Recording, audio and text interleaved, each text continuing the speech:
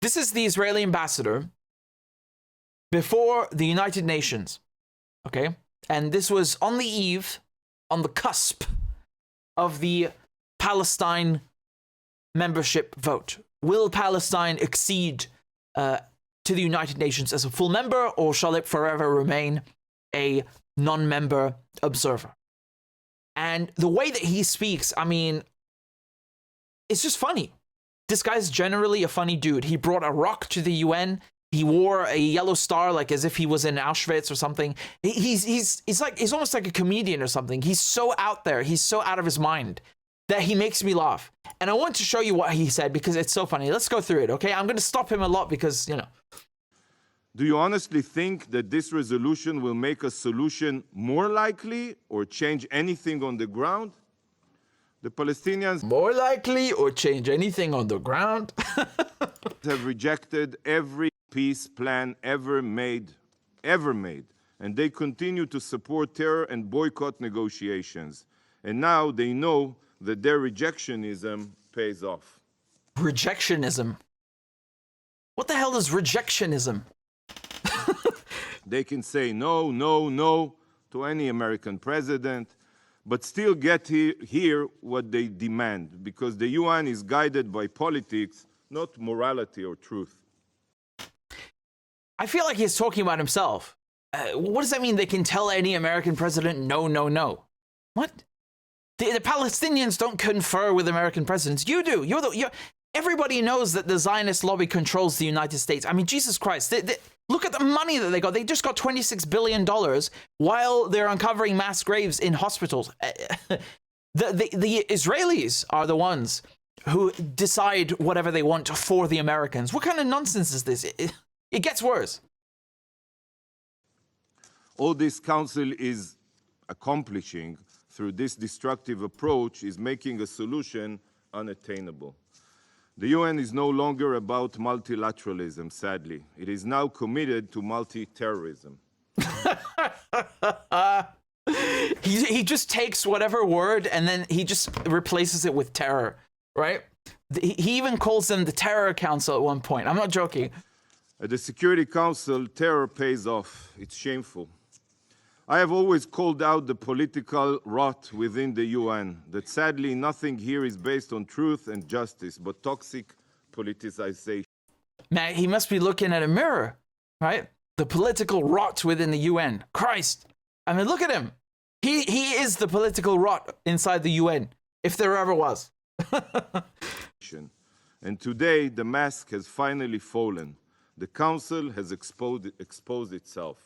The mask has fallen. I find this very funny. I truly believe that he and his team have been going on Twitter and looking at what people are saying about Israel and then, basically taking that and projecting it onto the UN and the Palestinians. Because people now are saying Israel's mask has fallen, right? Israel is the one pretending that it's a democracy, that it cares about human rights, that it's a real country. The mask has fallen. The mask of the West has fallen, right? This posturing, human rights, blah, blah, democracy, it's fallen. So he's taken that and now he's projecting it. Please, do not give in to politics. Do not support this dangerous resolution. What do you mean, please? You're just calling everybody terrorists a minute ago, and now you're saying please? How can you support a resolution that is so destructive and immoral at the worst possible moment? Don't you know we are trying to do a genocide? I mean, the way he calls it destructive, like it says, if this resolution is passed, missiles will be fired at the moon, 5 million children will be killed, and we will try to hijack a meteor and crash it into the earth. Destructive. Oh no, a Palestinian state? No. Don't you know we're trying to take Gaza? What is wrong with you people? Colleagues, the Council was not the only entity to expose its true face this week. On Saturday night, with the launch of over 300 UAVs, ballistic missiles, and cruise missiles at Israel, the Ayatollah regime's mask also fell. Iran. What are you talking to me about Ayatollahs, man? We were talking about a Palestinian state. That's it. I don't want to talk about the Chinese. I don't want to talk about Ayatollahs. I don't want to talk about anything. I want to talk about Palestine. No, the Ayatollah regime exposed itself as the terror state that it is. But today marks another milestone in the Ayatollah regime's blood-soaked history. On April 18, 1983, a Chevrolet pickup truck packed with 2,000 pounds of explosives sped through the gates of the US Embassy in Beirut, crashed into the building and detonated. What? He's talking about the Hezbollah bombing of the US Embassy, which surprisingly worked, and they got all the Americans to leave the next day. I mean, again, I'm not saying it's a good idea, but the Americans abused the Vienna Convention by putting hundreds of troops inside of an embassy. It's not a military barracks. This is not Paris Island. This is an embassy. Anyway, that's a whole other discussion. But why is he bringing up the bombing of the American embassy in Lebanon to talk about a Palestinian state? This is so irrelevant. It has nothing to do with anything. Detonated. This blast killed 63 people. You're talking a lot about embassies and the importance of embassies. And Hezbollah claimed responsibility. And today, April 18, 2024, exactly 41 years later, this council, the Security Council, will be addressed by an arch-terrorist whose regime funds, arms, trains, and directs Hezbollah. Arch-terrorist. Yeah. You have the terrorists, and then the arch-terrorists, the ultra-terrorists, the mega-terrorists, the super-terrorists, and the terrorists. Ayatollah regime's foreign minister, Hussein Amir Abdollahian, is a member of the Iranian Revolutionary Guard Corps. This terror organization, the IRGC, is responsible. Yeah, and I used to have a Starbucks card as well. What does this have to do with it? For carnage, bloodshed, and destruction worldwide. From terror attacks in South America and assassination. What has South America got to do with this? Somebody please help this man. Plots on European and American soil, to arms trafficking in Africa and terror sponsorship across the Middle East, the IRGC is in the business of murder. The IRGC is a designated terrorist organization, not only in Israel, not only in the United States, in I love how he's reaching, like, not only in the United States, but also in the Bahrain and Saudi Arabia. Both I and my Arab and American colleagues agree that the man who will address this council later today is a terrorist. He's making sure they all remember their place, right? You, Saudi Arabia, Bahrain, US, you remember your place, right? Presence here on today of all days is further proof of how the UN has become a haven for dictatorships and terror regimes to whitewash their crimes. Colleagues. Actually, if I just listen to what he's saying, like, I agree with him, actually, I agree with him. The UN has become a place for terrorists to come and whitewash their crimes. You can see the terrorists on the screen right now with the nameplate that spells out Israel. I agree. That's what the UN has become. It's become a place for Israel, for America to whitewash their crimes. Yes, unfortunately, I actually agree with him. You know what? It is Iran that ensured Hamas was able to orchestrate the October 7th massacre. It is the Ayatollah regime in Tehran that has provided weaponry to Hezbollah to rain down missiles on Israeli towns and cities. It is the Ayatollah regime in Tehran that has equipped the Houthis with cruise missiles to fire at merchant vessels.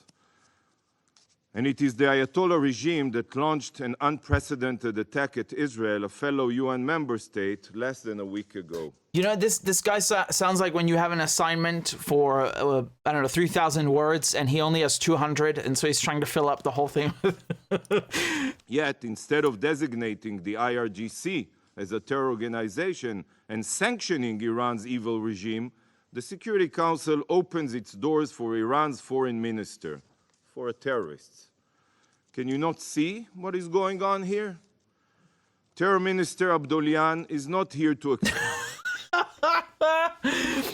Terror Minister.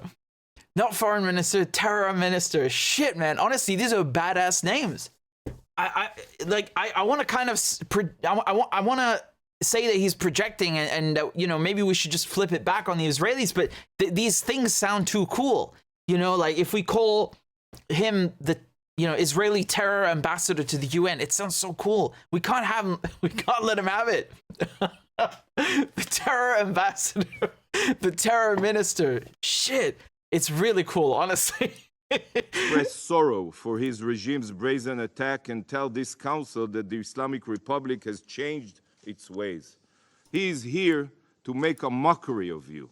He is here to show you all, in your suits and with your diplomatic niceties, that his country can launch an attack on another member state on Saturday, and then he can come here on Thursday to lecture you all on human rights and international law. Yo, please tell me you have a mirror on the desk, because I'm gonna rip my hair out. So you can, you know, murder people in Gaza, bomb people in Lebanon, bomb Syria, attack everybody within a 200-meter radius every day, not just on Saturday, every day, and then come in your fucking suit with your stupid tie and your stupid pin and act like you're civilized. Yeah, you know, I have a lot to say about your dress.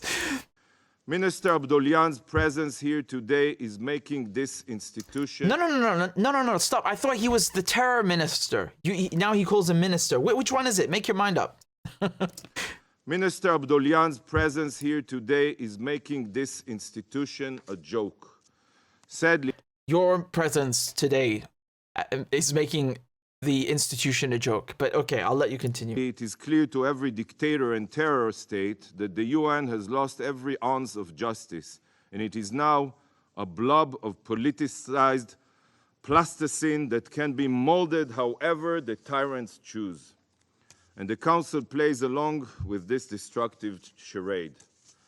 Colleagues, if you still believe that this body holds any relevance, then I ask you, I even beg you, what action has been taken by the... Really? You'll beg? You'll actually get on your knees? No. You know, I honestly, I find this insulting because he already knows the US is going to veto it. Right? So, what's the point of the speech? Like, just take your dump and leave, okay? Take a dump on the floor of the UN Security Council and just go.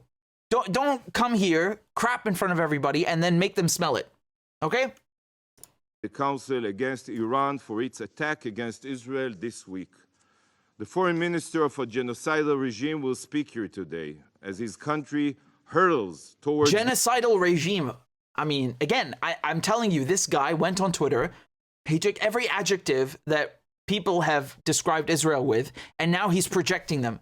Genocidal, like out of all the words in English, he picks genocidal when the ICJ has said, you have to stop committing genocide in Gaza. Oh, you know what? I'm gonna accuse them of being genocidal. That'll show him. Man, honestly, it's like, maybe in the next minute, he's going to start calling everybody, I don't know, Jewish? He's going to start calling everybody Israeli after a minute. Like, he'll project so much that he reaches other levels of projection unbeknownst to us thus far. Nuclear weapons. Has this council taken any action to prevent this? Nope. Nothing. Nope. I'm going to put that in the crab dance. I think we've heard enough of the Israeli ambassador, but... you guys tell me, shall we call him the Israeli terror ambassador to the UN, or shall we just leave him demoted at ambassador? Because these are badass titles, right? Again, YouTube demonetized my channel because I'm not allowed to say naughty things about Israel. You know, telling the truth is forbidden. So if you are able to donate a few dollars on PayPal or on a monthly basis on Patreon, please consider doing it because it would really help me continue my journalism and support independent media. So I'd be very grateful. And the links are in the description and also in the chat. Thank you guys very much again for all your donations and all your kind comments. I appreciate it very much.